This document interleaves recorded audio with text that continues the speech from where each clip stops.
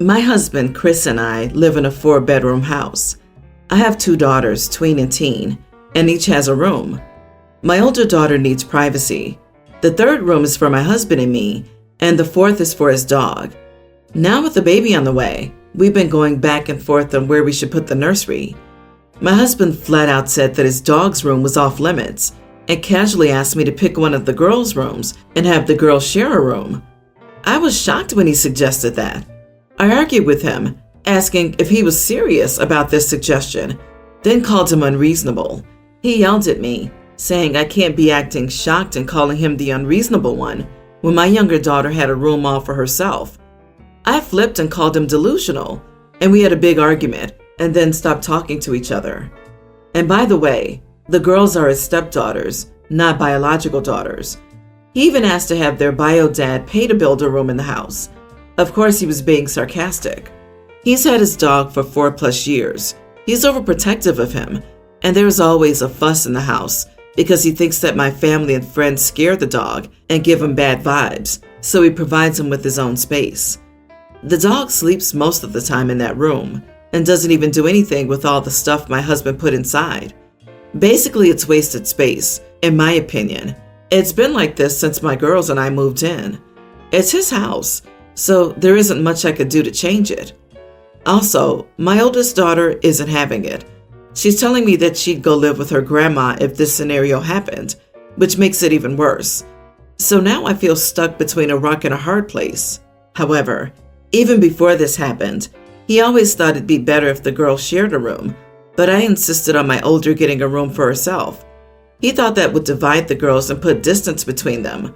But in my opinion, a tween and a teen sibling don't spend much time together anyway, except when my older is watching her sister when I go out of town. And for the record, the dog's room is the smallest in the house, followed by my younger daughter's room, her sister's room, and then our bedroom.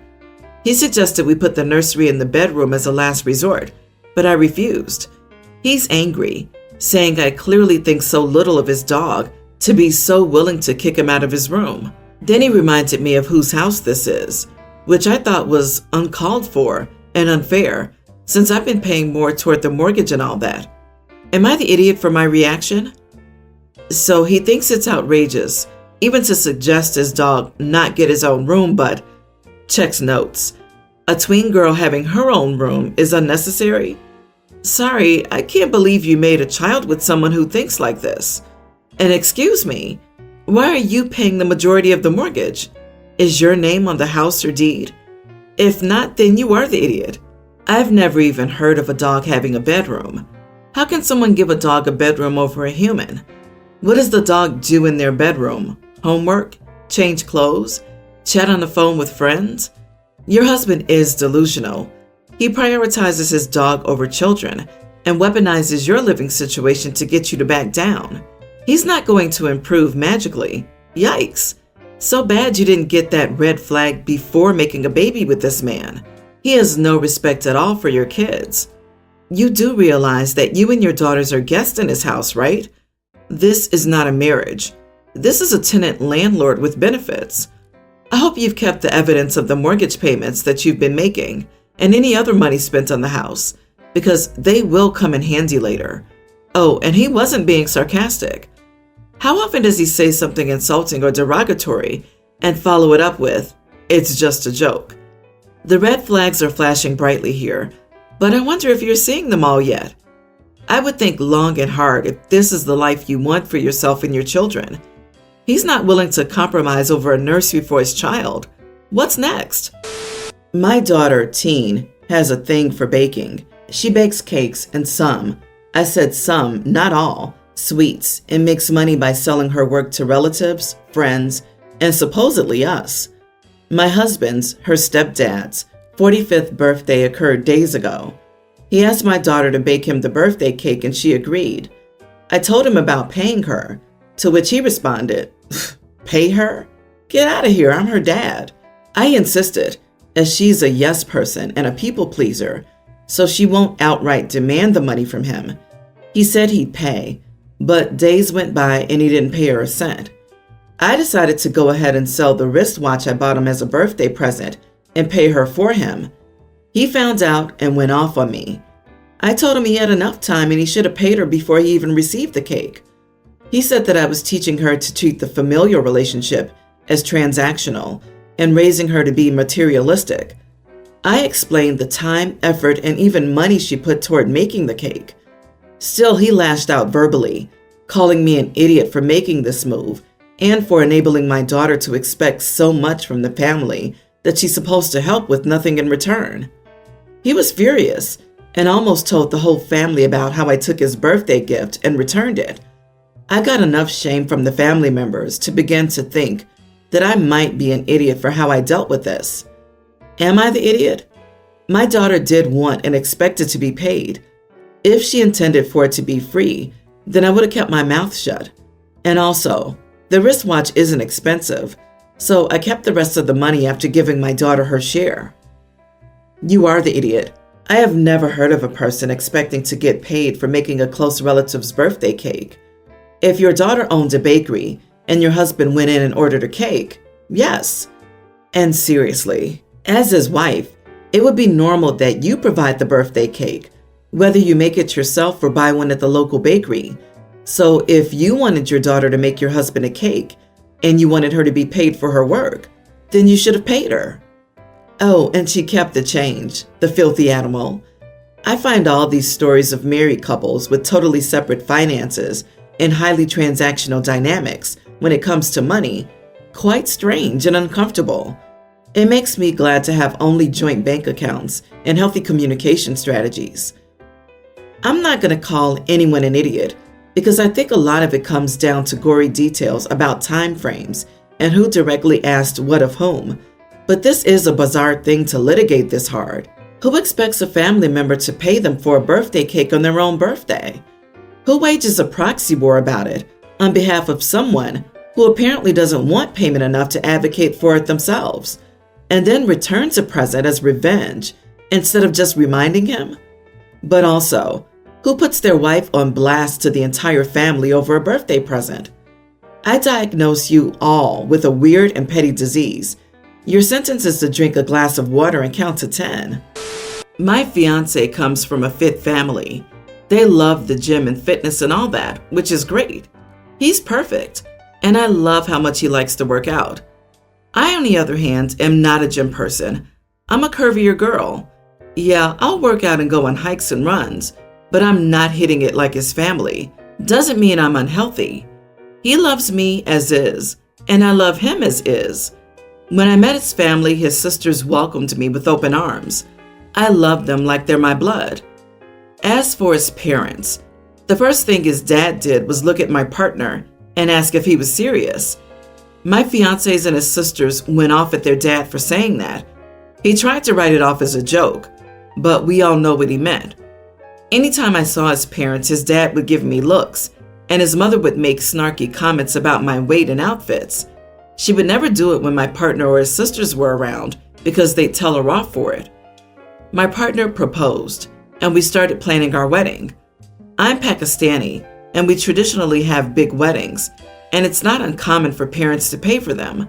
So my parents offered to pay for our big Desi wedding. My fiance and his sisters are excited, and since the wedding will be huge, we decided to make the engagement party very small. Well, when his parents heard that my parents would be paying for the wedding, and they offered to pay for the engagement party, we refused. They insisted, and now they are. Last night, we had a family dinner at his sister's place, and at the dinner, my fiance's mother made multiple comments about me going on a diet and starting to lose weight before the wedding, and she kept mentioning how she was paying for the engagement party. There's only so much a person can take, so I confronted her about it in front of everyone. I told her that if she can't stand a fat bride-to-be, she doesn't have to pay for it and is uninvited to our engagement party. My fiance intervened and said we couldn't uninvite his mother. She started crying and yelling about how she already paid for the venue and the catering, so she is paying for it, and she will be attending. I don't know what venue and catering because nothing was run past my fiance and me to check if we approve. His sisters agreed with me, berated their mother for her behavior toward me, and said that it was fair that she was uninvited. We all went back and forth, and I got sick of it, so I left. Later, when my fiancé came home, he said he understood how hurt I was, but we couldn't uninvite his mom, especially since she had already planned and paid for everything. I told him then I wouldn't attend, and now he's angry at me and told me that I'm being immature and a witch. But I stand by what I said. Why should she be there if she can't stand the way I look? If he wants her there so bad, then I won't go. I won't tolerate being insulted and criticized at my own party. Am I the idiot? Not the idiot. And please don't marry a man who would ever call you a witch. Ever. Under any circumstances. No one who truly loves you and sees you as their partner in life should even want to call you demeaning names, even if they're upset with you, much less a name like that. Take this as a warning. No man who puts his mother's feelings or money about a mere party above yours, even as she belittles your literal body and self, and who would call you such horrible names, is someone you want to make a life with. My heart sank at the witch comment too. I've been married for over 2 decades, and my husband has never called me a witch to my face, even when I've been one. OP, you paint a very rosy picture of your fiancé, like he's perfect and has always had your back, etc. But are you sure? They say love is blind, and I sincerely have the feeling that you've been overlooking other incidents and red flags and convincing yourself that it's not a big deal. His horrible attitude after the dinner and calling you a witch didn't just come out of nowhere. Please think hard and don't marry this man, at least not without seriously reflecting on whether it's worth it. This is your future. This woman will make these same comments to any child you have. Since your fiancé is refusing to have your back now, you know deep down he won't have his own children's back in the future, and you will be equally to blame if you knowingly bring any child into this toxic family. I, female 24, have a girlfriend, Hannah, 26. We were friends in college and reconnected and have been dating for around 7 months.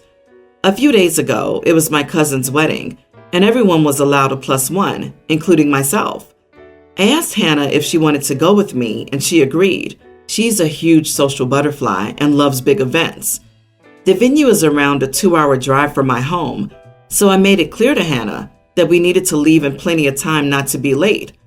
The ceremony started at 2 p.m., so I said we should aim to leave a little after 11 to allow for traffic and stop on the way if we needed to. Hannah is super into makeup and hair, and she took a very long time to get ready. When 10:30 a.m. rolled around, I gently reminded Hannah that we must leave soon to get there on time. She told me she was nearly done and not to worry. 10:50 rolls around, and Hannah doesn't look anywhere near ready. I told her that we really needed to leave soon and reminded her of what time it is. Hannah told me to chill and that she was nearly ready. Once it reached 11 a.m., Hannah still wasn't ready. I told her that we needed to leave ASAP. Hannah told me to calm down and that she was nearly ready. She wasn't even dressed yet. I started to get panicky and told Hannah to please hurry up. Hannah got mad and said that she's told me she was nearly ready. By the time it was 11:20 a.m., Hannah still wasn't ready. I got really annoyed and told Hannah if she wasn't ready in 10 minutes, I was leaving without her. I don't think she believed me. She just laughed and told me I was being silly. I ended up leaving without her because by 11:30, she was still in her PJs. I managed to get to the wedding on time, which was great. After the ceremony, I noticed Hannah blowing up my phone. I called her back and she immediately started screaming at me and said that I'm obsessed with being ridiculously early to things and said that I need to be more understanding and that if I had waited 5 minutes, she would have been ready. She said I'm a selfish jerk and I need to evaluate my priorities. I wasn't able to get any word in before Hannah hung up the phone. Since then, Hannah's been ignoring me, and I'm wondering if I was in the wrong. Not the idiot. She was selfish and disrespectful. You had a wedding to attend. You can't just show up late. You gave her plenty of advance notice and check-ins, and she consistently laughed you off so she could lounge longer. Going to the wedding was not a priority for her. She's giving you a glimpse of your future with her. Is this someone you want to date? It's also a wedding, Isn't it etiquette to arrive around 30 minutes before the ceremony starts? The ceremony begins at 2, which is different from when you're meant to arrive. Consider this a warning by her. Do you want to deal with this time issue and her juvenile response to being left going forward? She had a whole extra 30 minutes. There is no excuse for not getting in the car. I say this as someone who has issues with time management. It's not fair to make someone else late for something important to them. So put on the outfit at the 10:50 warning and take your makeup and hairbrush to the car. She'd have 2 hours in the car to primp. I, 30 male, am married to my wife, Ellie, 29, and we're expecting our first child later this month. Background: Ellie and her brother Leo and late brother Josh were raised by my mother-in-law. Mother-in-law was a former foster child who never found a forever family in the system and could never track down any biological family. However, she does believe she'd have half-siblings somewhere. When Ellie and her brothers were little, Dad decided to quit his job and leave his wife alone to raise the kids, and she struggled. Then she lost Josh, the oldest. It tore them apart and yet was another big hit for my mother-in-law, who did everything she could for her kids. Ellie's talked about her mom suffering terribly with her mental health under the strain of everything, and how she's grateful that she recovered enough to be present in their lives today. Today, mother-in-law is starting to be in a better, more stable place financially, but she's far from rich. She's also not dropping everything to help her kids all the time. Ellie and Leo had told me before that their mother had to give away so much of herself when they were growing up, had to spread herself so thin that they don't think she could do it anymore because she had no support and only had her kids, who she didn't want to burden. So even though we live close to mother-in-law and Leo, she's not offering to be our childcare. Not that we expect her to, but I will get to why I say that. And she didn't pay for our wedding or throw us a big, massive baby shower. She's a wonderful person, and Ellie will always say she's the best mom and would never ever want to lose her. My parents were visiting this weekend, and we argued. Back when we were engaged, they had commented that our wedding was not as big as they would have expected, and that my mother-in-law had not paid for anything. I told them that it was our wedding, not mother-in-law's, so she had no reason to pay for it. I told them not to bring it up again. They knew the history then, but it was bothering them that we chose to live close to her when she gives nothing and does nothing a mother and expecting grandmother should do. Then they started talking about how it must kill my wife that her own mother doesn't care, is a crappy mother, and how they know she'd likely hoped mother-in-law would offer to watch our child while we both work and throw her a big baby shower and offer to be on hand to help with every little thing. I told them they had no right to speak about what my wife wanted, and how dare they judge mother-in-law so harshly when they know what she's been through. I told them I didn't want them upsetting my family, wife, brother-in-law, and mother-in-law with these opinions, and I made them leave. They told me I was punishing them for having sympathy for my wife and for wanting better for her than her mother does. They said I should let my wife decide if they spoke out of turn, but she was upset. She knows I'm happy to step in and deal. But was my reaction too harsh? Am I the idiot? I always believed, and still do, that it's each partner's job to rein in their own parents. Not the idiot. You did what you had to do. Your mother-in-law is also not a bad mother or grandmother. She had a tough life and is doing the best she can. Your parents, however, are idiots for judging her and pitying your wife. They were offering criticism under the guise of sympathy. It's not up to them to decide what your mother-in-law can or cannot afford to do in terms of money or time. You've done well for your wife here. If you had remained silent, your parents would take it as tacit approval. Amazingly, you are so empathetic, considering how lacking they are in that regard. Your wife is lucky to have you defending her.